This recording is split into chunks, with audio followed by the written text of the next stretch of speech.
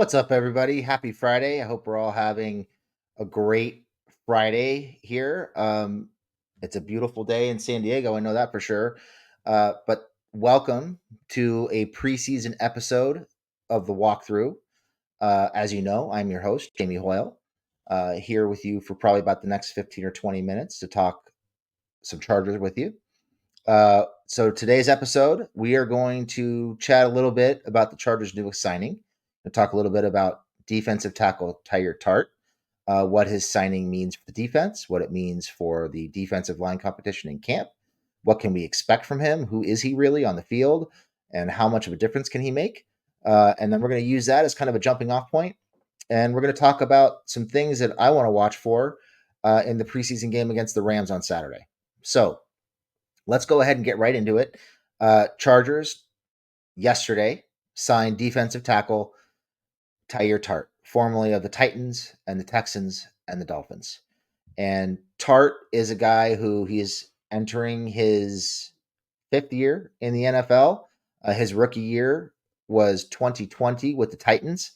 About halfway through the season, he got called up from the practice squad and spent 2020, 2021, 2022, and about half of 2023 with the Titans before he was moved to the Texans. Tart is a guy who plays some nose tackle. He can play some five technique. You might see him play some three technique. He's 6'3", 304, somewhere in that range. Not a pass rusher in the truest sense of the word, in terms of he's not a guy who's going to give you, 5, 10 sacks from the middle of the defensive line. But he is a guy who affects the quarterback. Since he came into the league in 2020, PFF has him credited with 43 pressures from the defensive tackle position. So he is a guy who moves the pocket. He can shoot a gap on occasion. He's probably not going to rack up a ton of sacks, as you can tell from his stats. He has 2.5 career sacks, but he's a guy who consistently pressures the quarterback. In 2022, he had a breakout year, a year in which he was primarily a starter for the Titans. And he had 26 pressures, batted 6 passes down at the line of scrimmage. I believe he had 5 tackles for loss, a sack and a half. And I think he hit the quarterback 7 times, if I'm not mistaken. So Tart is a guy who has proven the ability to get to the quarterback at the NFL level, at least to disrupt and affect the quarterback. Not sure how much he'll actually get to and sack the quarterback. But right now, what the Chargers really need is somebody who can push and collapse the pocket from the inside, because they don't get much of that really at all from their current group of defensive linemen. So, Tart, why is he a Charger? Why was he available? Tart is a guy who last year, going into his fourth season, he was looking for a new contract with the Titans. That contract never materialized. He became apparently disgruntled. There were issues with effort and attitude with him. A new contract was never signed or offered. And later in the year, he was eventually let go because he was having some personal issues and was not playing. He was signed in the offseason by the Dolphins, and they were hoping that he would replace the production of Christian Wilkins, or at least be part of a rotation that would replace the production of Christian Wilkins. Uh, Obviously, they didn't feel like that was happening because they let him go, and he was available for the Chargers this week. As soon as he became available, they brought him in. They didn't let him leave the building, and he was signed to a contract. So he is your new defensive tackle. What can we expect from him? He is known for being a good run stuffer. Tart was considered a key part of the front seven for the Titans in 2022 that held opposing offenses to, I believe, right around 86 yards rushing per game. So he is a guy who can take on double teams. He is a guy who can make plays in the backfield. He has had somewhere between 5 and 8 tackles for loss, I think, each of the last 3 years in the NFL. The more he's been on the field, obviously, the better he's played. And some of his opportunities have dwindled, especially last year, as he was having some of those effort and attitude issues that I mentioned. So, why would the Chargers bring on a guy who's having effort and attitude issues when he's not getting his new contract? Have you looked at the defensive line room lately? That question pretty much answers itself. This is a defensive line group that does not look particularly good on paper. Outside of maybe one or two plays for Morgan Fox and a couple plays for Scott Matlock. As a group, they did not play particularly well on last Saturday against the Seahawks. They got pushed around pretty consistently. One guy who I think the team was kind of counting on to be kind of a veteran presence in that line as a run stuffer and kind of an effort and energy guy was Christopher Hinton, and Hinton got ragdolled on a regular basis, moved off his spot, thrown around, just discarded pretty consistently by the Seahawks offensive lineman, playing a good chunk of that game against second and third teamers. He did not look good. Um, and really, that group as a whole, Tito flashed once or twice, Fox flashed once or twice, um, Matlock flashed once or twice, and that was pretty much it. Everybody else kind of struggled. So I think what you see is somebody who deepens the rotation ultimately. Somebody who can play two or three spots on that defensive line, move up and down the line, provide some depth, hopefully provide a little bit of energy and production. And, I wouldn't worry too much about the effort and attitude issues because if that is something that rears its head here with the Chargers, uh, I would venture to say Jim Harbaugh and Joe Ortiz are not going to be too inclined to keep him around. So if he wants to stay a Charger and he doesn't want to burn yet another bridge, I'm sure he'll be on his best behavior. This is not like the Tom Telesco era where they're going to let guys with bad attitudes hang around for a while and pollute the locker room. That's just not how this front office is going to work, I don't think. So if he becomes a problem, he'll be gone pretty quickly. Um, so what can we expect from him? Hopefully, he'll be stout against the run, push the pocket a little bit, maybe get to the quarterback two or three times, provide some pressure inside so the quarterbacks can't climb up in the pocket and the Chargers' edge players, which is definitely the strength of the defense, can get home and make plays. That is what we're looking for. Just a veteran presence and somebody who can make some plays at the end of the day. So that kind of takes me. That's a perfect jumping off point, and it takes me right into what am I going to be watching this weekend as the Chargers play the Rams in SoFi. I think the first thing you got to watch is that defensive line group. As I mentioned, as a whole, they did not play particularly well. We saw a couple splash plays here and there. Tito flashed a couple times. Matlock flashed a couple times. That was pretty much it. Hinton was bad. Didn't see much out of Michael Mason. Didn't see much out of Gerard Clark. Didn't see much out of Justin Aboigbe. So, and obviously Puna Ford didn't play. We didn't see him on Saturday last weekend. So I'm looking at this group. I'm hoping that we get to see at least a little bit of Puna Ford. I don't know that we will, but that would be great if we could see a handful of snaps, maybe a couple series from him and see how he changes the dynamics of that defensive line. That would be fantastic. But at the end of the day, for me, at least at first, all eyes on Tart. Hopefully he suits up and plays. Would love to see him get the majority of the first half, mix in a little bit with the ones and see how he does. Got to see more out of Justin Aboigbe. Uh, I've seen enough of Christopher Hinton. I think we know what we have here. I think we'll probably see more of him on the field just because he knows the system and he's been around. But that's a guy who I think his snap should start to diminish.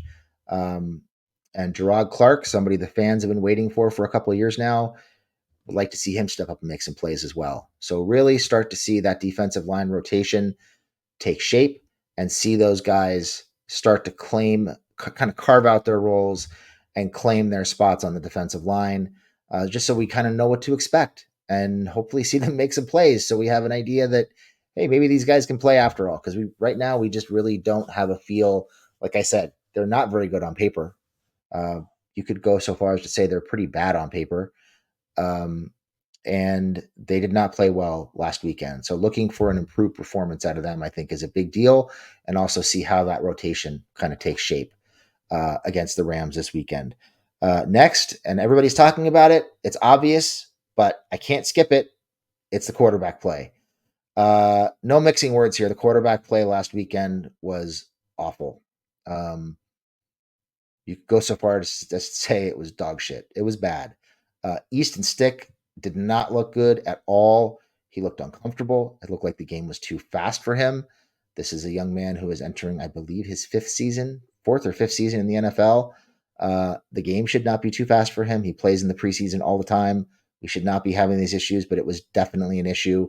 Um, Lots of tunnel vision, lots of high and late throws over the middle, a couple hospital balls.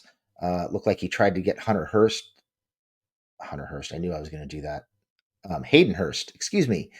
He tried to get Hayden. He tried to kill Hayden Hurst over the middle. Not good for a guy coming off a serious concussion issue last year. So we really need to see more out of that group, in my opinion. We have to see Stick. We either need him to step up and show that he can handle this position, assuming Justin Herbert is not able to play week one, or the Chargers need to make a decision on whether or not it's worth keeping him around. Um, I personally would like to see more of Luis Perez. I thought Perez looked pretty good in his limited snaps. Was he perfect? No, there was a little bit of tunnel vision early on, but they at least opened up the playbook for him when he came in and they let him push the ball down the field. And even though not all of his deep balls were caught, I believe he threw 3 deep balls. They were all pretty much right on the money and probably should have been caught. One was interfered with. Um, so he looked pretty good. He made some good throws. I will even say somebody who I've referred to as a quarterback terrorist, Max Duggan. He outperformed Easton Stick last weekend. Was he great? Was he overwhelmingly good? No. Um, but he looked like he was getting through his progressions a little bit better. The ball was coming out more on time. His arm looked a little bit stronger. He made better decisions. He looked sharper than Stick, which is pretty alarming considering Stick has been in the league longer and he's been getting first team snaps the last couple weeks. And he's been QB2 here for the last year or two. So this is a guy who needs to step up one way or another in Easton Stick. But I want to see more Perez. I'd like to see if he can kind of start to climb his way up that depth chart a little bit. I don't think Duggan is the answer at QB2, but right now either Perez or Duggan look like better options than Stick. I don't know what there is to be excited about with Stick. I've said it before. I don't want to beat the dead horse. He's just not very good. And now that we have a regime here who didn't draft him, maybe we can finally stop looking at him through rose-colored glasses. I know Justin Herbert likes him. He's kind of Herbert's binky, his security blanket. He feels like Stick helps him in the film room, although I can't imagine how at this point. But at some point, you need somebody back there who can complete some passes and help your team stay in or win a game. And I just don't know that Stick is that guy. So quarterback play is point two. Got to see those guys compete. Hopefully, it's an honest competition, and there's an opportunity for Luis Perez to play well and climb his way up the depth chart a little bit. The last thing, and this is something people will be excited about, where it is Lad McConkey, the wide receiver drafted in the second round from Georgia. He's going to play tomorrow. I believe last week he suited up initially, wound up on the sideline in street clothes and did not play. Word is he is expected to suit up and play. So looking forward to seeing that. Will McConkey's presence make things a little bit easier on Stick? Will they call some manufactured touches for him, some tunnel screens, things like that to get the ball out of Stick's hands a little bit faster? Um, will his route running help? Is he going to be able to separate at this level? How do they view him in the offense? I would imagine he's going to play the slot, um, but can they get him open in the middle of the field on play action? Things like that. I think those are definitely things that are worth watching. Um, that is it. That is all I'm going to be watching for this week. I could throw out the offensive line, but honestly, I think most of the offensive line depth is pretty bad. Um, I guess I'll throw one more thing in, and that is Jabari Morris Brash. And he is playing extremely well. Looked really good last weekend, is having another good week of practice with Chris Rumpf injuring his foot, and apparently it's a pretty serious injury. Brash is a guy who looks like he's got an opportunity to potentially make the 53-man roster because it looks like Rump is probably going to miss a considerable portion of the season. So looking forward to seeing Morris Brash play on the edge, see if he can make some more plays with teams having an opportunity to scheme for him. And that's going to do it, folks. So thank you so much for joining me on a Friday evening. I hope you enjoyed the show. Please remember to like, follow, subscribe on Facebook, on X, on YouTube. Thank you for the support. We really appreciate it. Things are going to be picking up here. We're going to be cranking out the content full steam ahead now with the preseason in full swing and the season on the way. So keep an eye out for the weekly episodes of the walkthrough as we continue to preview games. And keep an eye out for after hours after the game on Saturday. Immediately following live right after the game, we'll do after hours. I think it's going to be me and Garrett this time. Possibly Craig will join us. And other than that, thank you so much, and we will see you next time. Thank you so much.